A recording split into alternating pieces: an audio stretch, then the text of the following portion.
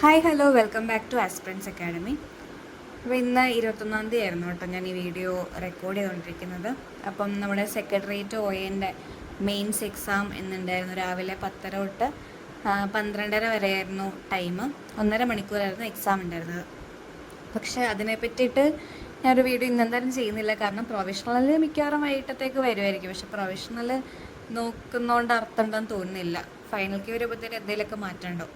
അപ്പം ഫൈനൽക്ക് നോക്കണം എന്നാണ് ആഗ്രഹം. പക്ഷെ പ്രൊഫഷണൽ വന്നു കഴിഞ്ഞാൽ ഒരു ത്വരയാണല്ലേ. പ്രൊഫഷണൽ നോക്കാൻ വേണ്ടിയിട്ട് എത്ര ഉണ്ട് മാർക്ക്, നമ്മൾ ചെയ്താൽ ശരിയാണെന്നൊക്കെ നോക്കാൻ ഒരു ത്വരയുണ്ടാവും. അപ്പോൾ അതിലൊരു ഫൈനലൈസ് ചെയ്തിട്ട് ഞാൻ എന്തായാലും ഒരു വീഡിയോ ചെയ്യുന്നുള്ളൂ സെക്രട്ടേറിയറ്റ് OAനെ സംബന്ധിച്ച്. ഇനി ഓവറോൾ പറഞ്ഞു കഴിഞ്ഞാൽ സെക്രട്ടേറിയറ്റ് OA എന്ന് പറയുന്നത് എന്തൊരു സിമ്പിൾ വേണമെങ്കിൽ പറയാം, ഒരു ആവറേജ് ടു ഈസി. പക്ഷേ ആവറേജ് ഒന്നും പറയാൻ പറ്റില്ല, ഒരു ഈസി ക്വസ്റ്റ്യൻസ് തന്നെയായിരുന്നു. മിക്കുള്ളതും ഈസി ക്വസ്റ്റ്യൻസ് തന്നെയായിരുന്നു. കറണ്ട് അഫെയറിൻ്റെ ഭാഗത്തൊന്നും അവരെ കുഴപ്പിക്കുന്ന രീതിയിലുള്ള ഒന്നും ചോദിച്ചിട്ടില്ല. കറണ്ട് അഫെയർ എല്ലാം വൺ വേർഡായിരുന്നു. പിന്നെ MTൻ്റെ പറ്റിയിട്ടൊക്കെ വേണമെങ്കിൽ അവർക്ക് നന്നായിട്ട് ചോദിക്കാം. പക്ഷെ അവർ ആകെ ചോദിച്ചത് പത്മവിഭൂഷൺ കിട്ടിയ മലയാളി, മരണാന്തരം കിട്ടിയ മലയാളി ആരാന്നേ ചോദിച്ചുള്ളൂ. അത്രയും സിമ്പിളായിട്ടാണ് ചോദിച്ചത്. നൊബേൽ പ്രൈസ് മേഖലയിൽ നിന്നൊന്നും ഒന്നും ചോദിച്ചിട്ടില്ല. അവാർഡാണെങ്കിലും ഓസ്കാറോ അല്ലെങ്കിൽ നമ്മുടെ എന്തെങ്കിലും മലയാള സാഹിത്യത്തിലെ അവാർഡോ അങ്ങനെ ഒന്നും ചോദിച്ചിട്ടില്ല. അത്രയും സിമ്പിളായിട്ടാണ് കറണ്ട് അഫെയർ ചോദിച്ചത്. അതേപോലെ ബാക്കി ക്വസ്റ്റ്യൻസും അങ്ങനെ ടഫ് ആക്കാനുള്ള ക്വസ്റ്റ്യൻസ് ഒന്നും ഉണ്ടായിരുന്നില്ല. സിമ്പിളായിട്ട് തന്നെയാണ് ചോദിച്ചിട്ടുണ്ടായിരുന്നത്. ഇനി മാത്സിൻ്റെ കേസ് എടുത്തു കഴിഞ്ഞാൽ മാത്സും ഭയങ്കര സിമ്പിൾ തന്നെയായിരുന്നു. അങ്ങനെ പാടുള്ള ക്വസ്റ്റ്യൻ എന്ന് പറയാൻ മാത്രമൊന്നും ഉണ്ടായിരുന്നില്ല. ഒരു മിസ്സിങ് നമ്പറൊക്കെ ഉണ്ടായിരുന്നു, അതും നമുക്ക് കിട്ടാവുന്നത് തന്നെയായിരുന്നു. പിന്നെ ജോമെട്രിയുടെ ഭാഗത്തുനിന്ന് ഉണ്ടായിരുന്നു, അതും ഈസി തന്നെയായിരുന്നു. പിന്നെ ഇംഗ്ലീഷിൽ 2 വൊക്കാബുലറി ചോദിച്ചു. ബാക്കിയെല്ലാം സിമ്പിൾ, ഡയറക്റ്റ് അങ്ങനെ ചോദിക്കുന്ന PSCൻ്റെ സ്ഥിരമായിട്ട് ചോദിക്കുന്ന രീതിയിലുള്ള ഇംഗ്ലീഷും മലയാളമൊക്കെ തന്നെയായിരുന്നു. വലിയ പാടായിട്ടൊന്നും തോന്നിയില്ല. പിന്നെ കറണ്ട് അഫെയർ അപ്ഡേറ്റ് ചെയ്യാത്തതിൻ്റെ കുറച്ച് പ്രശ്നങ്ങളൊക്കെ തോന്നി. കാരണം എല്ലാം വായിച്ചിട്ടുണ്ട്. കറണ്ട് അഫെയർ ഇന്ന് OAയിൽ ചോദിച്ച എല്ലാ കറണ്ട് അഫെയറും എവിടേക്കോ വായിച്ചിട്ടുണ്ട്. പക്ഷെ സ്ഥിരമായി വായിക്കാത്തതിൻ്റെയും റിവൈസ് ചെയ്യാത്തതിൻ്റെയും പ്രശ്നങ്ങളൊക്കെ എനിക്ക് തോന്നിയിരുന്നു. പക്ഷെ നന്നായിട്ട് എല്ലാം ഫോളോ ചെയ്യുന്നവർക്ക് കിട്ടാവുന്ന ക്വസ്റ്റ്യൻസൊക്കെ തന്നെയായിട്ടാണ് തോന്നിയത്. കാരണം ഞാൻ വല്ലപ്പോഴും കറണ്ട് അഫെയർ വായിക്കുമ്പോൾ വായിച്ചിട്ടുള്ള ക്വസ്റ്റ്യൻസാണ് ചോദിച്ചത്. അപ്പോൾ പിന്നെ സ്ഥിരമായി വായിക്കുന്നവർ എന്തായാലും ഇതൊക്കെ വായിച്ചിട്ടുണ്ടാവും എന്ന് പ്രതീക്ഷിക്കുന്നു. പിന്നെ പത്രമുള്ള സെക്രട്ടേറിയറ്റ് OAനെ പറ്റി ഇപ്പോൾ ഇത്രേ പറയുന്നുള്ളൂ. പിന്നീട് ഫൈനൽക്കൊക്കെ വന്നതിന് ശേഷം മാർക്കൊക്കെ കൂട്ടിയിട്ട് ഒരു വീഡിയോ ചെയ്യണം എന്നുണ്ട്. പിന്നീട് ഇത് നമ്മുടെ സെക്രട്ടേറിയറ്റ് OAന് മുന്നേ എടുത്തിട്ടുള്ളൊരു വീഡിയോ ആയിരുന്നു കേട്ടോ. അതായത് ഞാൻ സെക്രട്ടേറിയറ്റ് OA ഇപ്പം അറിയാമല്ലോ, ഇപ്പോൾ കൺസിസ്റ്റൻ്റ് ആയിട്ടൊരു പഠിത്തം നടക്കുന്നില്ല, കുറച്ച് ഗ്യാപ്പുകൾ ഉണ്ടായിരുന്നു. അപ്പോൾ ആ ഗ്യാപ്പുകൾക്കൊക്കെ ശേഷം ഞാൻ എങ്ങനെയാണ് എൻ്റെ പഠിത്തം റീസ്റ്റാർട്ട് ചെയ്തത്, ഒന്നേന്ന് പറഞ്ഞ് തുടങ്ങി. അതായത് നമ്മൾ PSCയിൽ വരുമ്പോൾ നമ്മൾ പഠിക്കാനുള്ള ബേസിക് കാര്യങ്ങൾ തന്നെ പഠിച്ചിട്ടാണ് തുടങ്ങിയത്. അത് എങ്ങനെയാണ് പഠിത്തം നമ്മൾ റീസ്റ്റാർട്ട് ചെയ്യേണ്ടതിനെ പറ്റിയിട്ടാണ് ഇന്നൊരു വീഡിയോ ചെയ്യുന്നത്.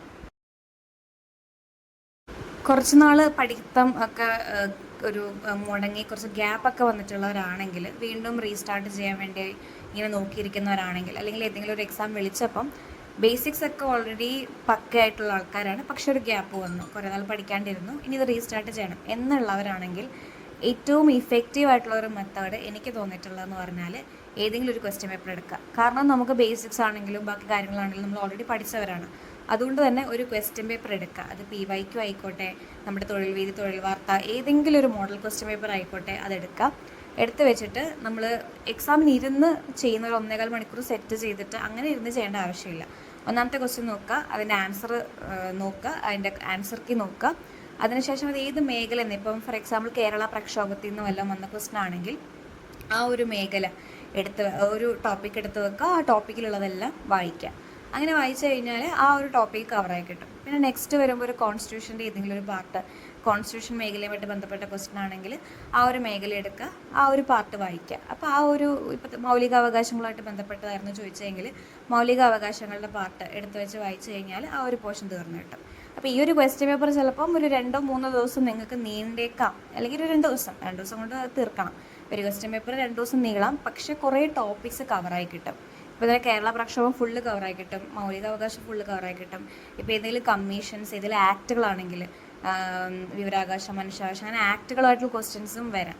അപ്പോൾ ആ ആക്റ്റുകൾ കംപ്ലീറ്റ് ആയി കിട്ടും. അപ്പോൾ അങ്ങനെ നമുക്ക് ഒരു സിലബസ് കംപ്ലീറ്റ് ആക്കണമെങ്കിൽ എനിക്കൊന്ന് സിലബസിൻ്റെ ഒരു പ്രിൻ്റ് എടുത്ത് വെച്ച് പഠിക്കുന്നതിലും എനിക്ക് ഇഫക്റ്റീവായിട്ട് തോന്നാറുള്ളത് ഏതെങ്കിലും മോഡൽ ക്വസ്റ്റ്യൻ പേപ്പേഴ്സോ PYQ എടുത്ത് വെച്ചിട്ട് അത് വർക്കൗട്ട് ചെയ്യുന്നതായിരിക്കും നല്ലത്. എന്നിട്ട് അതിൻ്റെ റിലേറ്റഡ് ആയിട്ടുള്ള കാര്യങ്ങൾ പഠിക്കുക എന്നുള്ളതാണ് എനിക്ക് തോന്നുന്നത്. ഞാൻ അങ്ങനെയാണ് ഇപ്പോൾ ചെയ്തുകൊണ്ടിരിക്കുന്നത്. ഇത് ക്വസ്റ്റ്യൻ പേപ്പറാണ്. ക്വസ്റ്റ്യൻ പേപ്പർ എടുത്തു, കാര്യങ്ങൾ നോക്കി, കുറച്ച് ചില ക്വസ്റ്റ്യൻസൊക്കെ ഞാൻ ഗൂഗിൾ ചെയ്തിട്ട് റിലേറ്റഡ് ഫാക്ട്സ് കണ്ടുപിടിക്കുക ചെയ്യുന്നത്. പിന്നെ നമ്മൾ ക്വസ്റ്റ്യൻ പേപ്പർ ചെയ്യുന്നതുകൊണ്ട് തന്നെ നമ്മൾ എക്സ്ട്രാ വേറെ സോഴ്സിൽ നിന്ന് പോയി മാത്സ് തപ്പിപ്പിടിക്കുമോ ഇംഗ്ലീഷ് തപ്പിപ്പിടിച്ച് പഠിക്കേണ്ട ആവശ്യമില്ല. ക്വസ്റ്റ്യൻ പേപ്പറിൽ തന്നെ ഇപ്പോൾ ഡിഗ്രി ലെവൽ എക്സാം ആണെങ്കിൽ സിമ്പിളാണ്. 20 മാർക്കിൻ്റെ മാത്സ് ഉണ്ടാവും ഇതിൽ. അപ്പോൾ 20 മാത്സ് നമ്മൾ ഒറ്റയടിക്ക് ചെയ്ത് തീർക്കും. അതുപോലെ തന്നെ അപ്പോൾ ഇന്ന് നമ്മളൊരു ക്വസ്റ്റ്യൻ പേപ്പർ എടുത്തതിന് ചിലപ്പോൾ ഒരു 15 ക്വസ്റ്റ്യനെ അതും അതിൻ്റെ റിലേറ്റഡ് ഫാക്ടറോട് നോക്കുമ്പോൾ 15 ക്വസ്റ്റ്യൻ വരെ എത്തുള്ളായിരിക്കും. അപ്പോൾ മാത്സ് ചെയ്യാൻ ആ ക്വസ്റ്റ്യൻ പേപ്പറിലെ മാത്സ് നമുക്ക് വർക്കൗട്ട് ചെയ്യാൻ പറ്റില്ലെന്നിരിക്കും. അപ്പോൾ എന്ത് ചെയ്യുക, ഒന്നെങ്കിൽ ആ ക്വസ്റ്റ്യൻ പേപ്പർ തന്നെ എടുത്തിട്ട് മാത്സിലേക്ക് നേരെ ജമ്പ് ചെയ്യുക, അല്ലെങ്കിൽ വേറെ മാത്സ് നോക്കുക. അപ്പോൾ മാത്സും ഇംഗ്ലീഷും മലയാളവും അതൊരു ഡെയിലി ബേസിസിൽ കൊണ്ടുപോകുന്ന രീതിയിലായിരിക്കണം പഠിത്തം പോകേണ്ടത്. ആ ഒരു 3 മസ്റ്റായിട്ട് ഡെയിലി ബേസിസിൽ കൊണ്ടുപോകുക. അതിൻ്റെ കൂട്ടത്തിൽ ക്വസ്റ്റ്യൻ പേപ്പർ വർക്കൗട്ട് ചെയ്യുക, റിലേറ്റഡ് ഫാക്ട്സും ഗൈഡും ആ ഒരു ടോപ്പിക്കുമായിട്ട് ബന്ധപ്പെട്ട കാര്യങ്ങളെല്ലാം ഗൈഡിൽ നിന്ന് എടുത്ത് വെച്ച് വായിക്കുക. ഇങ്ങനെയാണ് മെയിനായിട്ട് നമ്മൾ റീസ്റ്റാർട്ട് ചെയ്യേണ്ടത്. ഇതൊരു നല്ല ഇഫക്റ്റ് മെത്തേഡ് തോന്നിയിട്ടുണ്ട്. പിന്നെ ഉള്ള ടൈമുകളിൽ SCRT ഇപ്പം നമ്മൾ 10th ലെവൽ എക്സാം ഒക്കെ എഴുതാൻ പോകുന്നവരാണെങ്കിൽ SCRT മസ്റ്റായിട്ട് വായിക്കുക. അപ്പോൾ SCRTയിലെ കാര്യങ്ങൾ ഓൾറെഡി വായിച്ചിട്ടുള്ളവരായിരിക്കും. അപ്പോൾ അതിൻ്റെ കാര്യങ്ങൾ കുറച്ചും കൂടി ഒന്ന് തറവാക്കാൻ വേണ്ടി വായിച്ച് വെക്കുക. പുതിയ SCRT ബുക്കുകളുണ്ടാകും, അത് വായിക്കുക. ഇനിയും ഡിഗ്രി ലെവൽ എക്സാം എഴുതുന്നവരാണെങ്കിൽ മസ്റ്റായിട്ടും NCERT ഓരോ ചാപ്റ്റർ വൈസ് വായിക്കാൻ തുടങ്ങുക.